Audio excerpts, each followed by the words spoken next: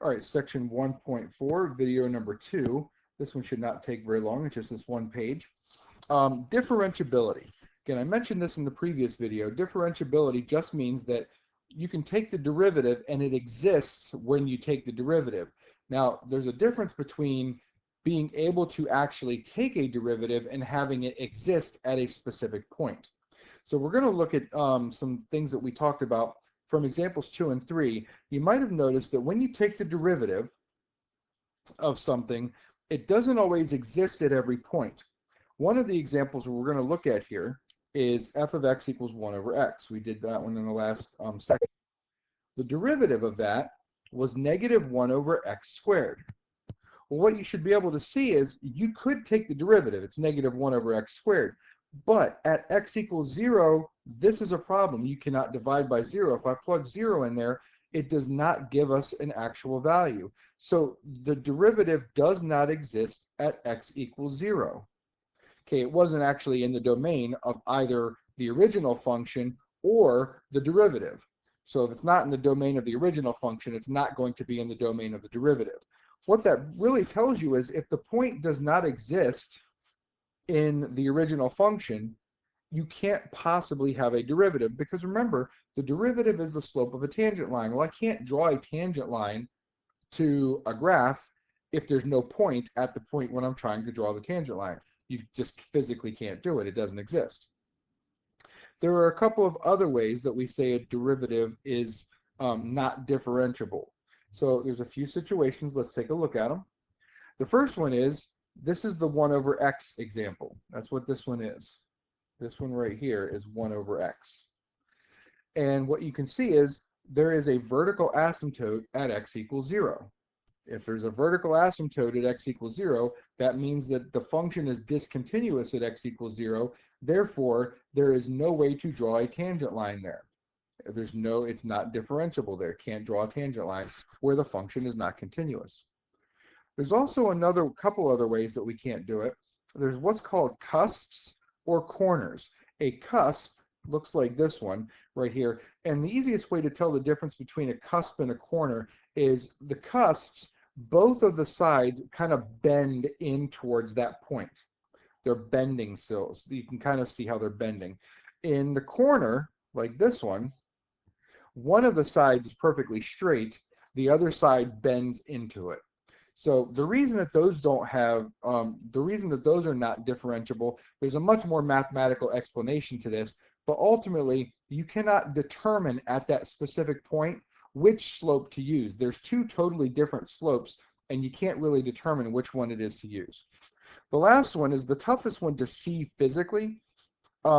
It's because you have a vertical tangent line that goes through a point. So the function itself is continuous, and you can actually draw a tangent line, but the tangent line itself happens to be vertical, and the slope of a vertical function is undefined. Therefore, the derivative does not exist. And that one is the one that's right there. The vertical line goes right through that tangent, right through that point on the graph. All right. So let's take a look at example 4. We should be done with this one in less than 5 minutes total. If we look at the graph, this should hopefully make sense. Below is the graph of y equals t of x. List the points in the graph at which the function t is not differentiable. And we're just going to list the x values here. So if you look at the graph, at A, it looks like there's no problem. That's completely continuous. I can draw a little tangent line to this. No problem whatsoever. At B, there's a hole in the graph. There is no way to draw a tangent line when there's no point to draw a tangent line to. So B is a point where this is not differentiable, meaning I can take the derivative of the graph, but there's no value there because there's no way to draw a tangent line. So x equals b is one of them. At C is a tough one because as you can see there's a hole, but there actually is a point right there below the hole. Now the problem is you cannot take the derivative at a single point. And what that means is I can't draw a tangent line to the point C. I can't do that because technically I could also draw one like this, and like this, and like this, and like this, and like this. There are an infinite number of ways that I could draw a line that only goes through C. So there is no way to define a derivative at C. So C is also one of them. Okay, at D, we talked about this one. It looks like one of those sides is bending into it, even though the right side is straight. So this one right here is a cusp. So that's going to not be differentiable. At E, no problem. That's just a straight line at that point. It's completely continuous. There's no bends or no breaks or anything. So at E, that's fine. At F, again, F is an endpoint. There's no way to define a derivative at that endpoint because it has to be that you can draw a tangent line to that endpoint. So F is actually also not differentiable because I don't know whether it would be this or whether it would be that at F. I don't know. So we can't do it. G looks absolutely fine. I could definitely draw a tangent line there. H is fine. Could draw a tangent line there.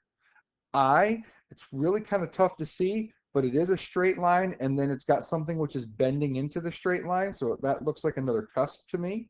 So we're going to say I is not. And then J is one of those vertical lines.